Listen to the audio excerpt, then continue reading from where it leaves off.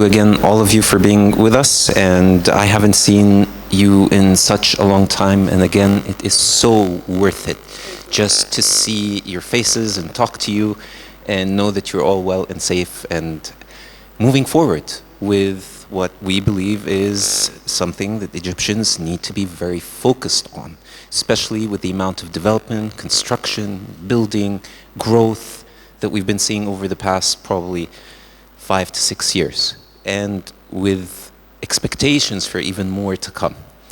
We've survived 2 revolutions, a global financial crisis, 2 revolutions, a devaluation of the Egyptian pound, a lot of things on climate change, and so far we've survived the pandemic, so far. And Egypt has been around, as we've seen 2 nights ago, the glory of our history, the glory of our past, 7,000 years. We've been here, and I think we'll be around for another 7,000 years. But it depends on how we manage our future. So, Ghada, I know that you have to leave, and Hisham called me, and he was like, Ashraf, yani, yalla. So, with your permission, I'll start with Ghada first. And of course, Qalaa has been one of Egypt's great success stories in not just the private equity field, but investment banking, and then all of the assets as well that you own, and most recently, the launch of one of the biggest projects in gas and oil in the region, if not in the world. That being said, you have run companies in different sectors, each with different needs and requirements and outputs, and problems that relate to sustainability and climate change. So the first question is very simply, how has the pandemic changed, in a sense, as the Chief Sustainability Officer, because I know that you have 2 managing partners and your managing directors that resisted this at the very beginning, or weren't really understanding why you would do this, and you've convinced them, and that position was actually something, it was created, exactly. So, how did it change for you in terms of Qalaa? Did you take all of that documentation that you had on sustainability, said, okay, we've got to re-revise this, change it, and we've got to re-approach it? What was going through your mind over the past 12 months? Okay, so thank you for this amazing introduction. And the truth of the matter is, all my colleagues here and I have been advocates for this change that has been happening. It's just making sure that it becomes top of mind and understood at the top and the highest levels in our organizations and investors, so that you can really transition it, and for them to understand that this is about risk mitigation, this is about optimizing use of resources, this is about bottom line and tying it into what it means for business and their resilience and survival.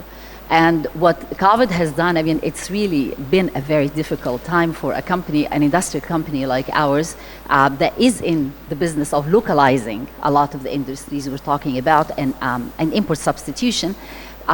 We provide food, we provide gas, we provide connections. We could not stop doing business just because people had to stay at home and because we had a pandemic. We had to take the most extreme of measures to make sure that we continue to balance between lives and livelihoods. And the truth of the matter is, I view this pandemic, I'd like to think of one I respect a lot, Charles Schwab, who calls it the great amplifier. What this has done to all businesses, to all citizens, to all of us, it has exposed so much how unprepared we are and have been, our systems, our processes, our social infrastructures, to deal with a crisis of this size. And that's just one crisis. Imagine with the climate change we're talking about, what it would mean. And I think what it has done is, has put great focus on the changes that need to take place and be put in place both by regulators, by multilaterals, by companies, by individuals. I call this the emergence of the age of the responsible citizenship, where each of us have to reflect, and we have reflected. I mean, to me, as painful as it has been, as much as it has exposed, to me, it exposed how our frontliners, those who were out there cleaning, nurses, everyone that's taking care of us, making the least and the most vulnerable in terms of their benefits, and they could lose the job so easily. We really have a responsibility to relook and re-examine how we're taking care of them. And it makes sense that when we talk about the paradigm shift and what's happening and how we're looking at businesses and how boards are starting to look at risk and managing it over time, we start to look at things like the divides that are happening, the instability they will result in, and what role can we play in trying to reduce these divides. So I'm not going to just talk about what we have seen as poverty and how it has increased in the billions that are coming into poverty by 2030 because of the pandemic, the educational divide that has been caused by the fact that we had to revert to hybrid when a lot of families and young single moms that I advocate for did not have access to the internet or the technological infrastructure. I'll also talk about the environmental divide that this has exposed. Those who are the weakest are the ones who are actually having to deal with the pollution, who cannot move away, their health is most vulnerable. So I think the exposure has been at such a magnitude and at such a level that it has caused and created a sense of responsibility across the board.